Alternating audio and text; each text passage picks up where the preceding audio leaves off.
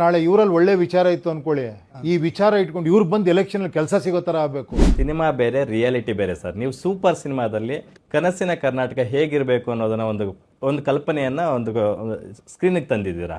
ಅದನ್ನ ನೋಡಕ್ ಚೆನ್ನಾಗಿದೆ, ಅದು ನಿಮ್ಮ ಕಲ್ಪನೆ. ಅದನ್ನ ಕಾರ್ಯರೂಪಕ್ಕೆ ತರಬೇಕು ಅಂತಂದಾಗ ಬದಲಾವಣೆ ಅಂತಕ್ಕಂಥದ್ದು ಮೊದಲು ನಿಮ್ಮಿಂದ ಆಗ್ಬೇಕು ಅಂತಕ್ಕಂಥದ್ದು ನಮ್ಮ ನಿರೀಕ್ಷೆ. ನಾವು ಹೇಳ್ತಾ ಇದೀವಿ ಅಂತಂದಾಗ ಜನ ಕೂಡ ಅದೇ ಹೇಳ್ತಾರೆ. ಏನ್ ಹೇಳಿ ಆ ಬದಲಾವಣೆ ಅವರು ಎಲೆಕ್ಷನ್ ನಿಲ್ಬೇಕು, ನಿಲ್ತಾರೆ. ಈಗ ನಿಲ್ತೀನಿ ನಾನು ಎಲೆಕ್ಷನ್ಗೆ. ಜಿವಿಎ ಬರ್ತಾ ಇದೆ ಸರ್, ಒಂದ್ ನಿಮಿಷ ಬರ್ತಾ ಇದೆ, ವ್ಯಾಕ್ಯೂಮ್ ಇದೆ. ಸೊ ಪರಿಸ್ಥಿತಿಗಳು ತುಂಬಾ ಹದವಾಗಿದೆ. ನೀವು ಎಂಟ್ರಿ ಆದ್ರೆ ಡೆಫಿನೆಟ್ಲಿ ನೀವು ಏನ್ ಬಯಸಿದ್ದೀರಿ ಅದನ್ನ ಮಾಡಬಹುದು. ಅಲ್ಲ, ಈಗ ಎಂಟ್ರಿ ಅಂದ್ರೆ ಅದನ್ನೊಂದು ಚೂರು ಎಕ್ಸ್ಪ್ಲೈನ್ ಮಾಡಿ. ಅಂತಂದ್ರೆ ಸರ್ ಕಂಟೆಸ್ಟ್ ಮಾಡಿ, ಮಾಡ್ತೀನಿ. ಇಡೀ ರಾಜ್ಯ ಓಡಾಡಿ, ನಿಮ್ಮ ಪ್ರಜಾಕೀಯದ ಕಟ್ಟಾಳುಗಳನ್ನ ರೆಡಿ ಮಾಡಿ, ನಿಮ್ಮ ಮುಂದಿನ ವಿಷನ್ ಏನು ಬ್ಯಾಂಗ್ಳೂರ್ಗೆ ಅನ್ನೋದನ್ನ ನೀವು ಕನ್ವಿನ್ಸ್ ಮಾಡಿ ಜನರಿಗೆ. ಹೌದಮ್ಮ, ಹೆಂಗೋ ಕನ್ವಿನ್ಸ್? ನಾನು ಅದೇ ಹೇಳಿದೀವ, ಜನರ ಹತ್ರ ಹೋಗಿ ಅಂತಿದ್ರಲ್ಲ, ಯಾವ ರೀತಿ ಹೋಗ್ಬೇಕು ಅಂತ ಕೇಳ್ತಿರೋದು ಇವಾಗ. ಸರ್ ಜನರ ಹತ್ರ ಹೋಗೋದು. ಈಗ ವಿಜಯ್ ಯಾಕೆ ಸಕ್ಸಸ್ ಆದ್ರು ಅಂದ್ರೆ ಸರ್, ಸಿನಿಮಾದಲ್ಲಿ ಅವ್ರು ಆಕ್ಟ್ ಮಾಡ್ತಾ ಇದ್ರು ಸರ್. ಬಟ್ ಸ್ಟಾಲಿನ್ ಸೇರಿದಂತೆ ಅಲ್ಲಿ ಡಿಎಂಕೆ AIDMK ನಾಯಕರುಗಳು 1 to 1 ನೋಡಕ್ಕೂ ಸಿಗ್ತಾ ಇರ್ಲಿಲ್ಲ. ಒಂದು ಅರ್ಜಿ ತಗೊಂಡು ಹೋದ್ರೆ ಅದನ್ನ ರಿಸೀವ್ ಮಾಡೋದಕ್ಕೂ ಕೂಡ ಅವ್ರು ರೆಡಿ ಇರ್ತಾ ಇರ್ಲಿಲ್ಲ. ಜನಕ್ಕೆ ನೀವು ಆಪ್ ಅಲ್ಲೋ ಇನ್ನೊಂದ್ರಲ್ಲೋ ಮತ್ತೊಂದ್ರಲ್ಲಿ ಮಾತಾಡ್ತೀರಿ ಅಂದ್ರೆ ಕನೆಕ್ಟ್ ಆಗಲ್ಲ. ಅವ್ರ ಹತ್ರ ಹೋಗ್ಬೇಕು. ಅಲ್ಲ, ಅದೇ ಬನ್ನಿ ಈಗಲೇ ಹೋಗೋಣ, ಈಗ ಪ್ರೂವ್ ಮಾಡ್ಬೋಣ. ನೀವು ಇಷ್ಟು ಜನ ನನ್ನ ಜೊತೆ ಬನ್ನಿ, ಈ ರೋಡಲ್ಲಿ ಹೋಗೋಣ. ಇವಾಗ ನನಗೊಂದು ಮೈಕ್ ಕೊಡಿ, ಎಲ್ಲರ ಹತ್ರ ಮಾತಾಡ್ತೀನಿ ನಾನು. ನೋಡಿ ಏನಾಗುತ್ತೆ ಅಂತ ನೋಡಿ ಬಂದು. Are you ready? ಅದೇ ಆಗಿರೋದು sir. Vijay is a living example. ಅದನ್ನೇ ಮಾಡಿದ್ದು ಅವರು ಕೂಡ. ಅವ್ರೇನ್ ಬೇರೆ ಏನು ಮಾಡ್ಲಿಲ್ಲ. ಅದನ್ನ ಮಾಡ್ಬೇಕಾ? ಅಂದ್ರೆ ಕರ್ನಾಟಕದ ಜನ ರೆಡಿ ಇಲ್ವಾ ಅಂತ. ಜೊತೆನೆ ಕರ್ಕೊಂಡು ಹೋಗ್ತೀನಿ ನಾನು, ನೀವು ಬರ್ಬೇಕು ನನ್ನ ಜೊತೆಲಿ.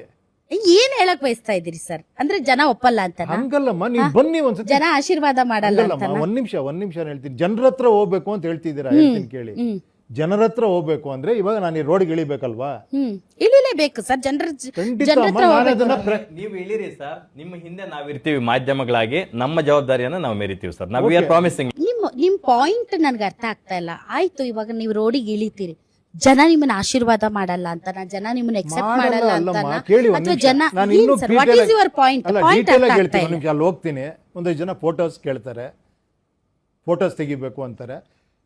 ಏನು ಟ್ರಾಫಿಕ್ ಇದಾಗುತ್ತೆ, ಕಟ್ ಮಾಡಿದ್ರೆ ನನಗೆ ಅಟ್ಲೀಸ್ಟ್ ಒಂದು ಮೈಕ್ ಬೇಕು, ಅವನ್ನೆಲ್ಲ ಉದ್ದೇಶಿಸಿ ಮಾತಾಡೋಕ್ಕೆ. ಅಲ್ಲಿ ಸ್ವಲ್ಪ ಜಾಮ್ ಆಗುತ್ತೆ. ಸೊ ಅದಕ್ಕೆ ಬೆಟ್ರ್ ನೀವು ಅಲ್ಲಿ ಪೊಲೀಸವ್ರು ಬಂದು ಹೇಳ್ತಾರೆ, ಪಕ್ಕದ ಇದರಲ್ಲಿ ಅಲ್ಲೊಂದು ಗ್ರೌಂಡ್ ಇದೆ ನೋಡ್ರಿ, ಅಲ್ಲಿ ಹೋಗ್ಬಿಡ್ರಿ ಅಂತಾರೆ. ಗ್ರೌಂಡಿಗೆ ಹೋದರೆ, ಸರ್ ಇಲ್ಲಿ ಬರ್ತೀರಾ ನೀವು ಗೊತ್ತೇ ಇಲ್ಲಲ್ಲ ಸರ್ ನಮಗೆ, ಅಟ್ಲೀಸ್ಟ್ ಒಂಚೂರು ಪಬ್ಲಿಸಿಟಿ ಮಾಡಬಾರ್ದಾಗಿತ್ತಾ ಅಂತಾರೆ. ಒಂದು ಪೋಸ್ಟರ್ ಹಾಕಿ ನೀವು ಒಂದು ಹೇಳ್ಬಿಟ್ಟು ಬನ್ನಿ ಸರ್ ಇಲ್ಲಿ ಅಂತಾರೆ. ಕರೆಕ್ಟಾ ಸರ್? ಒಂದು ಸ್ಟೇಜ್ ಹಾಕಿ ಸರ್, ಅಲ್ಲಿ ಅಟ್ಲೀಸ್ಟು ನೀವು ನಿಂತ್ಕೊಂಡು ಮಾತಾಡೋಕ್ಕೆ ಚೆನ್ನಾಗಿರುತ್ತೆ. ಅಲ್ಲೊಂದು ಸ್ಪೀಕರು ಒಂದೆರಡು ಮೈಕ್ ಇಟ್ಬಿಡಿ ಸರ್ ಅಂತಾರೆ. ಸರ್ ಹಿಂದ್ಗಡೆ ಒಂದು ಪೋಸ್ಟ್ ಇಲ್ಲ ಚೆನ್ನಾಗಿರಲ್ಲ ಸರ್, ಒಂದು ಪೋಸ್ಟರ್ ಹಾಕ್ಬಿಡಿ, ಕೂತ್ಕೊಳ್ಳೋರಿಗೆ ಬಂದವ್ರಿಗೆ ಒಂದು ವ್ಯವಸ್ಥೆ ಮಾಡ್ಬಿಡಿ ಸರ್ ಅಂತಾರೆ. ಇದು ಸಣ್ಣದಾಗಿ ನಾನು ಹೇಳ್ತಿರೋದು, ಸಣ್ಣದಾಗಿ ಹೇಳಿ. ಒಂದ್ ನಿಮಿಷ. ಮಾತಲ್ಲೇ ಉತ್ತರ ಇದೆ ಸರ್. ಸ್ಟೇಜ್ ಬೇಕು ಅಂದ್ರಲ್ಲ, ನಾವು ಅದನ್ನೇ ಕೇಳ್ತಾ ಇರೋದು. UPP ಮೂಲಕ, ಪ್ರಜಾಕೀಯ ಮೂಲಕ ಒಂದು ಸ್ಟೇಜ್ ನ ನೀವು ಕ್ರಿಯೇಟ್ ಮಾಡ್ಕೊಡಿ. ಆ ಸ್ಟೇಜ್ ಮೇಲೆ ಸಾಕಷ್ಟು ಜನ ನಿಂತ್ಕೊಂತಾರೆ, ಓಡಾಡ್ತಾರೆ. ಒಂದ್ ನಿಮಿಷ ನನ್ನ ಮಾತು ಕೇಳಿ. ಓಕೆ, ಒಂದು ಮಲ್ಲೇಶ್ವರಂ ಆಯ್ತು, ನೆಕ್ಸ್ಟ್ ಕಟ್ ಮಾಡಿದ್ರೆ ರಾಜಾಜಿನಗರ, ಅಲ್ಲೊಂದು ಸ್ಟೇಜ್ ಹಾಕ್ಬೇಕು. ಜಸ್ಟ್ ಯೋಚನೆ ಮಾಡಿ, ಒಂದಷ್ಟು ಸ್ಟೇಜ್ ಹಾಕಿ, ಒಂದು ಚೇರ್ಗಳಾಕಿ, ಜಸ್ಟ್ ನಾನು ಹೇಳ್ತಿರೋದು ಒಂದು ವಾರ್ಡಲ್ಲಿ. ಕರ್ನಾಟಕದಲ್ಲಿ ಎಷ್ಟಿದೆ ಹೇಳಿ? 25,000 30,000 ಹಳ್ಳಿಗಳಿದ್ದಾವೆ. ಹಿಂಗೆ ಆಗಿ ಏನಾಗಿದೆ ಅಂದರೆ, ಪೊಲಿಟಿಕಲ್ ಫಂಡ್ಸು ಏನು ಹೇಳಿ, ಕೋಟ್ಯಾಂತರ ರೂಪಾಯಿ ದುಡ್ಡಿರೋರು ಫಸ್ಟ್ ಬರ್ತಾರೆ. ಅಲ್ಲಿ ಒಬ್ಬ ಹೇಳ್ತಾನೆ, ಬನ್ನಿ ಸರ್ ನೀವು, ನಾನೆಲ್ಲ ರೆಡಿ ಮಾಡ್ತೀನಿ, ಬನ್ನಿ ಸರ್, ನಾನು ನಿಂತ್ಕೊತೀನಿ ಬನ್ನಿ ಸರ್ ಅಂತಾನೆ. ಸರ್ ನಾನು ನಿಂತ್ಕೊಂತೀನಿ ಎಲೆಕ್ಷನ್ಗೆ, ಬನ್ನಿ ನಿಮಗೆಲ್ಲ ಅರೇಂಜ್ ಮಾಡ್ತೀನಿ ಅಂತಾನೆ. ಅವ್ನು ಹಾಕ್ತಾನೆ. ಹಾಕೋರಿಲ್ಲ ಅಂತಲ್ಲ, ತುಂಬ ಜನ ಇದ್ದಾರೆ ದುಡ್ಡು ಹಾಕೋರು. ಇದನ್ನು ನಾನು ಮಾಡ್ಬೇಕಂತ ಕೇಳ್ತಿರೋದು ನಿಮಗೆ. ಸರ್ ವಿಜಯ್ ಹಂಗೆ ಅಂದ್ಕೊಳ್ಳಿಲ್ವಲ್ಲ ಸರ್? ಅಲ್ಲ, ನೀವು ಯಾಕೆ ಅದನ್ನ ಹೋಲಿಸ್ತೀರಾ? ಅವ್ರು ಪ್ರಜಾಕೀಯ ಮಾಡಿದಾರ ಅವರು. ಹೇಳ್ತೀನಿ, ಒಂದ್ ನಿಮಿಷ ನೀವು ಅದನ್ನ ಕರೆಕ್ಟ್ ಆಗಿ ಹೇಳಿ. Don't always compare. ಬೇರೆ ಇರಬಹುದು, ಬಟ್ ಸಿದ್ಧಾಂತಗಳಂತೂ ಒಂದೇ. ಏನಕ್ಕಂತಂದ್ರೆ ಸರ್ವಿಸ್ ಒಂದೇ, ಎಲ್ಲಾರ್ಗು ಉದ್ದೇಶ ಅಂತೂ. ಅಲ್ಲ, ಎಲ್ಲಾರ ಇಂಟೆನ್ಷನ್ ಬಿಜೆಪಿ ಕೇಳಿ. ಒಂದ್ ನಿಮಿಷ. ಬಿಜೆಪಿ ಇಂಟೆನ್ಷನ್ ಒಂದೇ, ಜನಕ್ಕೆ ಒಳ್ಳೇದ್ ಮಾಡ್ಬೇಕು ಅಂತ. ಕಾಂಗ್ರೆಸ್ ಇಂಟೆನ್ಷನ್ ಒಂದೇ, ಜನಕ್ಕೆ ಒಳ್ಳೇದ್ ಮಾಡ್ಬೇಕು ಅಂತ. JDS ಇಂಟೆನ್ಷನ್ ಒಂದೇ, ಆಪ್ ಇಂಟೆನ್ಷನ್ ಒಂದೇ. ಯಾರ್ದಾರ ಇಂಟೆನ್ಷನ್ ಬೇರೆ ಇದೆಯಾ ಹೇಳಿ ನೋಡೋಣ? ಬೇರೆ ಇದೆಯಾ? ಈಗ ಒಂದು ನಮ್ಮ ಏನಲ್ಲ, ನಾನು ಕೇಳೋದಕ್ಕೆ ಆನ್ಸರ್ ಮಾಡ್ಬೇಕು. ನೀವು ಬರೀ ಕ್ವಶನ್ ಕೇಳಿ ಸೈಲೆಂಟ್ ಆಗ್ಬಿಡ್ಬಾರ್ದು ನೀವು. ಸರ್ ಈಗ ದುಡ್ಡಿಲ್ದೆ no discussion should be 1 and 1 ಇರಬೇಕು. ಓಕೆನಾ? If you ask I will answer, if I ask you should also answer. ಎಲ್ಲರ ಉದ್ದೇಶ ಒಂದೇ ತಾನೇ ಇವರು? ಓಕೆ, ನೀವು ಇದಕ್ಕೆ ಕಂಪೇರ್ ಮಾಡ್ತೀರಾ ಅಂದ್ರೆ ಏನಂದ್ರೆ, ಅವರು ಬರೀ ಏನೋ ಅವರು ಸಭೆ ಸಮಾರಂಭ ಮಾಡಿಲ್ಲ, ಅವ್ರು ಸುಮ್ಮನೆ ಒಂದು ಹೇಳಿಕೆ ಕೊಟ್ಟರು, ಎಲ್ಲರೂ ಜನಗಳೇ ಪಬ್ಲಿಸಿಟಿ ಮಾಡಿದ್ರು, ಬಂದು ವೋಟ್ ಹಾಕಿದ್ರ? ಆ ಥರ ಪರಿಸ್ಥಿತಿ ಆಗಿದೆಯಾ ಹೇಳಿ? ಒಂದ್ ನಿಮಿಷ. ಅಲ್ಲಲ್ಲ, ಹೇಳ್ತೀನಿ ಕೇಳಿ. ನಾನು ಹೇಳ್ತಿರೋದು ಪ್ರಜಾಕೀಯಕ್ಕೂ ರಾಜಕೀಯಕ್ಕೂ ವ್ಯತ್ಯಾಸ ಇದೆ ಅಂತ ನಾನು ಹೇಳ್ತಿರೋದು. ನೀವು ರಾಜಕೀಯ ಮಾಡಬೇಕಾ, ಅದನ್ನು ನಾನು ಮುಂಚೆನೇ ಮಾಡ್ಬಿಡ್ತಿದ್ದೆ ಆ ಥರ ಮಾಡಂಗಿದ್ರೆ. ಇದಲ್ಲ ಅದು. ಅದಕ್ಕೆ ನಾನು ಹೇಳ್ತಿರೋದು may be it is tough, actually ಅರ್ಥ ಆಗೋದು ಟಫ್. ಯಾಕಂದರೆ ನಮ್ಗೆ ಫಸ್ಟ್ ಆಫ್ ಆಲ್ ಆತ್ಮವಿಶ್ವಾಸ ಇಲ್ಲ, ಮಾಡ್ತಾರ ಜನ ಅಂತ. ಮಾಡಬೇಕು, ನೋಡೋಣ. ನಾನು ಹೇಳಿದ್ದು ಇಟ್ ಇಸ್ ವೆಲ್. ಇವಾಗಿರೋರು ಚೆನ್ನಾಗಿ ಮಾಡ್ರೆ ನಾನು ಯಾಕೆ ಬೇಕು ಗುರು, ನಾನು ಸಿನಿಮಾ ಮಾಡ್ಕೊಂಡಿರ್ತೀನಲ್ವಾ. ಫಾರ್ಮ್ಯಾಟ್ ಇದೆ ಸರ್, ಒಂದು ಫಾರ್ಮ್ಯಾಟ್ ಇದೆ ಸರ್. ಈಗ ಒಂದು ಕಾರ್ಪೊರೇಷನ್ ಇಂದ ಹಿಡಿದು MP ಎಲೆಕ್ಷನ್ ವರ್ಗು ಒಂದು ಫಾರ್ಮ್ಯಾಟ್ ಏನಂದ್ರೆ, ಈ ನೆಕ್ಸ್ಟ್ GB ಎಲೆಕ್ಷನ್ ಬರುತ್ತೆ ಅಂದ್ರೆ ಆ ವಾರ್ಡ್ ಅಲ್ಲಿ ನಾನು ಗುರುತಿಸ್ಕೊಬೇಕು, ಮತ್ತೆ ನಾನು ಏನೋ ಒಂದಷ್ಟು ಕೆಲಸ ಮಾಡಿ ಜನಗಳ ಕಣ್ಣಿಗೆ ಬೀಳ್ಬೇಕು, ಆ ನಂತರ ನಾನು ಎಲೆಕ್ಷನ್ ನಿಂತ್ಕೊಬೇಕು, ಒಂದು ಪಾರ್ಟಿಯಿಂದ ಟಿಕೆಟ್ ತಗೊಬೇಕು, ಅವ್ರು B.Pharm ಕೊಡ್ಬೇಕು, ಅವಾಗ ನನಗೆ ಜನ ಓಟ್ ಹಾಕ್ತಾರೆ, ನಾನು ಎಲೆಕ್ಷನ್ ಟೈಮಲ್ಲಿ ಪ್ರಚಾರ ಮಾಡ್ಬೇಕು ಅಂತ. ಇದರಿಂದ ಪಾಲಿಕೆಯಿಂದ ಹಿಡಿದು ಇದ್ರ ಪಾರ್ಲಿಮೆಂಟ್ ವರ್ಗು ಎಲ್ಲ ಎಲೆಕ್ಷನ್ ಅಲ್ಲೂ ಅದು ಎಲ್ಲ ಪಕ್ಷಗಳು ಮಾಡ್ತಿದ್ದಾವೆ. ಹೌದು, ಮಾಡ್ತಿದ್ದೆ ನಾನು, ಅದನ್ನೇ ಮಾಡ್ಬೇಕು. ಅಲ್ಲ, ಈಗ ನೀವು ಅದನ್ನೇ ಮಾಡ್ಲಿಲ್ಲ ಅಂದ್ರೆ ಜನ ನಿಮ್ಗೆ ಯಾಕೆ ಓಟ್ ಹಾಕ್ತಾರೆ? ಅಲ್ಲ, ಓಕೆ, ಒಂದೇ ನಿಮಿಷ ಆನ್ಸರ್ ಮಾಡ್ತೀನಿ. 3 ಜನ ಒಂದೇ ಮಾಡ್ತಾ ಇದ್ದಾರೆ, ಸರ್ ಇನ್ನೊಬ್ಬ 4ನೇವ್ನು ಯಾಕಲ್ಲಿ? ಸರಿ, ನೀವು ಬೇರೆ ಅಂದ್ರೆ ಏನ್ ಮಾಡ್ತೀರಾ? ಕೇಳಿ, 1 ನಿಮಿಷ ಅದೇ ಹೇಳ್ತೀನಿ ನೋಡಿ. ಇವಾಗ ಏನಾಗಿದೆ ಗೊತ್ತಾ ರೀ, ನೀವು ಜನ ನನ್ನ ಕೇಳ್ದ ಇದ್ರು, ಕೇಳಿ ರೀ ಅವ್ನು ಏನು ಮಾಡಿದಾನಂತ, ಅವ್ನು ಎಲೆಕ್ಷನ್ ನಿಲ್ಸಿದ್ದೀರಿ, ಏನು ಮಾಡ್ಬೇಕು ಅವನು ಅಂತ. ರೀ ಬಂದಿಲ್ಲೆಲ್ಲ ಸ್ವಲ್ಪ ಸಹಾಯ ಮಾಡಬೇಕು, ಖರ್ಚು ಮಾಡಬೇಕು, ಎಲ್ಲ ರೆಡಿ ಮಾಡಬೇಕು, ಆಮೇಲೆ ಅವ್ನು ಎಲೆಕ್ಷನ್ ನಿಲ್ಲಿಸ್ತೀವಿ, ನಾವು ಓಟ್ ಹಾಕ್ತೀವಿ. ಸರಿ, ಕಾಮನ್ ಮೈಂಡ್ ಹೇಳಿ, ಒಂದ್ ನಿಮಿಷ ಹೇಳ್ತೀನಿ. ಅಂದ್ರೆ ಏನ್ ಗೊತ್ತಾ, ಇದನ್ನ ಇನ್ನೂ ಸಿಂಪಲ್ ಆಗಿ ಹೇಳ ನಿಮ್ಗೆ. ನಾನು ಹೇಳಿದ್ದೀನಿ ಎಲ್ಲೋ ಒಂದ್ ಕಡೆ, ನಮ್ಮ ಮನೆಗೆ ಒಬ್ಬ ಕೆಲಸಗಾರ ಬೇಕಮ್ಮ, ಡ್ರೈವರ್ ಬೇಕು ನನಗೆ. ನಾನು ಅವ್ನಿಗೆ ಏನು ಹೇಳ್ತೀನಿ, ನೀನು ಬಂದು ಒಂದು 6 ತಿಂಗಳು ಡ್ರೈವ್ ಮಾಡಯ್ಯ, ಫ್ರೀಗೆ ಮಾಡು, ಕೊನೆಗೆ ನನಗೆ ದುಡ್ಡು ಕೊಡು, ನೀನು ಕೆಲಸ ಕೊಡ್ತೀನಿ ಅಂತ. ಇದು as simple as that. Correct ತಾನೆ ಸರ್? ಡ್ರೈವಿಂಗ್ಗೂ ನೀವು ರಾಜಕೀಯಕ್ಕೂ ಹೆಂಗ್ ಕಂಪೇರ್ ಮಾಡಕ್ಕಾಗುತ್ತೆ? ಅಲ್ಲ, ಇವಾಗ ನೀವು ಹೇಳ್ತಿರೋದು ಅದೇ. ನೀನು ದುಡ್ಡು ಖರ್ಚು ಮಾಡು, ಪಬ್ಲಿಸಿಟಿ ಮಾಡು, ಸಮಾಜ ಸೇವೆ ಮಾಡು, ಒಂದಷ್ಟು ದುಡ್ಡು ಖರ್ಚು ಮಾಡು, ಕೆಲಸ ಮಾಡು, ನಿಂಗೆ ಒಂದು ಜಾಗ ಕೊಡ್ತೀವಿ ಅಂತ. ಈಗಿನ ಜೆನ್ಸಿಗಳಿಗೆ ನಿಮ್ಮ ಐಡಿಯಾಲಜಿ ಪ್ರೊಸೆಸ್ ಅರ್ಥ ಆಗುತ್ತೆ. ಬಟ್ ಆಗಿನ ಕಾಲ 40 ವರ್ಷ 35 ವರ್ಷ ಆಪ್ ಡೌನ್ಲೋಡ್ ಮಾಡಿ ಅಷ್ಟು ನೋಡುವಷ್ಟು ಪೇಷನ್ಸ್ ಅವ್ರಿಗೆ ಇರುತ್ತಾ? ಮತ್ತೆ ಅದನ್ನ ಮಾಡಕ್ಕಾಗತ್ತಾ? ಹಳ್ಳಿ ಸೈಡ್ ಅಲ್ಲಿ ಅವ್ರ ಜನರಿಗೆ ಗೊತ್ತಾಗತ್ತಾ ಆ ತರ ಅಂತ? ಹಳ್ಳಿ ಕಡೆ ಬೇಡಮ್ಮ, ನಿಮ್ಗೆಲ್ಲ ಗೊತ್ತಾಗಲ್ವಾ? ಅಲ್ಲ ಸರ್, ಇವಾಗಿನ ಜೆನ್ಸಿಗಳಿಗೆ ಗೊತ್ತಾಗುತ್ತೆ. 30 to 40% ಅರ್ಥ ಆದ್ರೂ ಕೂಡ ಇನ್ ಸ್ವಲ್ಪ ಜನಕ್ಕೆ ಅರ್ಥ 30% ಅರ್ಥ ಆಗ್ಲಿ, ಒಂದು ಚೇಂಜ್ ಆಗುತ್ತೆ. ನಾನು ಹೇಳಿದ್ದು ಚುನಾವಣಾ ರಾಜಕೀಯನೇ ಬದಲಾಗ್ಬೇಕಾ ಸರ್? ಬದಲಾವಣೆ ಅಂದ್ರೆ ಏನ್ ಹಂಗಾರೆ? ನೀವು ಪಾರ್ಟಿಗಳು ಮಾತ್ರ ಬದಲಾಗಬೇಕಾ? ನಿಮ್ಗೆ ಸೇಮ್ ಸಿಸ್ಟಮ್ ಹಂಗೆ ಇರಬೇಕು, ದುಡ್ಡು ಹಂಗೆ ಇರಬೇಕು, ಬಿಸ್ನೆಸ್ ಹಂಗೆ ನಡಿಬೇಕು, ಕರಪ್ಷನ್ ಹಂಗೆ ಇರಬೇಕು, ಪಾರ್ಟಿ ಮಾತ್ರ ಚೇಂಜ್ ಆಗಬೇಕು. ಏನ್ ಚೇಂಜ್ ತಂದ್ಬಿಟ್ವಿ ನಾವು ಅಂತ. ಅಂದ್ರೆ ಸರ್, ಪ್ರಜೆಗಳೇ ಆಯ್ಕೆ ಮಾಡ್ಬೇಕಲ್ಲ ಸರ್ ರಾಜಕಾರಣಿಗಳು? ಹೌದಮ್ಮ, ಈ ಸಿಸ್ಟಮ್ ಚುನಾವಣಾ ರಾಜಕೀಯನ ತಾವು ಒಪ್ಕೊಳ್ತೀರಾ? ಹೌದಮ್ಮ. ಬಟ್ ಬದಲಾಗಬೇಕಾಗಿರೋ ವ್ಯವಸ್ಥೆ ಏನ್ ಸರ್? ಯಾವ ವ್ಯವಸ್ಥೆ ಬದಲಾವಣೆ ಬಗ್ಗೆ ಮಾತಾಡ್ತೀವಿ? ಈ ವ್ಯವಸ್ಥೆಯಾಗಿ ಬದಲಾಗಬೇಕು. ಅಂದ್ರೆ ಯಾವ ತರ ಸರ್? ಈಗ ನಾನು ಹೇಳ್ತಿದ್ದೀನಲ್ಲ, ಅವ್ರು ಹೇಳಿದ್ರಲ್ಲ, ಹೋಗಿ ಬನ್ರಿ ನಮ್ಮ ಏರಿಯಲ್ಲಿ ಸೋಷಿಯಲ್ ಸರ್ವಿಸ್ ಮಾಡಿ, ಒಂದಷ್ಟು ಫಂಕ್ಷನ್ಗಳು ಮಾಡಿ, ಒಂದಷ್ಟು ಫೇಮಸ್ ಆಗಿ, ನೀವು ಇಲ್ಲ ಯಾರ ದೊಡ್ಡ ಸ್ಟಾರ್ ಬರಬೇಕು. ಏನು ಹೇಳಿ, that is what you are expecting. ಹಾಗಾದ್ರೆ ಹೆಂಗೆ ನಂಬಿಕೆ ಹೆಂಗ್ ಹುಟ್ಟುತ್ತೆ ಸರ್? ಒಬ್ಬ ವ್ಯಕ್ತಿ, ಒಬ್ಬ ಅಭ್ಯರ್ಥಿ ಈತ ಕೆಲಸ ಮಾಡ್ತಾನೆ ಹೇಳಿ. ಇಲ್ಲೇ ನಾನು ಹೇಳ್ತಿರೋದು, ನಂಬಿಕೆ ಎಲ್ಲಿ ಹುಟ್ಟದ್ ಗೊತ್ತಾ? ನಾನು ಏನು ಹೇಳ್ತೀನಿ ಆ ವಿಚಾರ ಕೇಳಿದ್ರೆ ನಂಬಿಕೆ ಹುಟ್ಟುತ್ತೆ.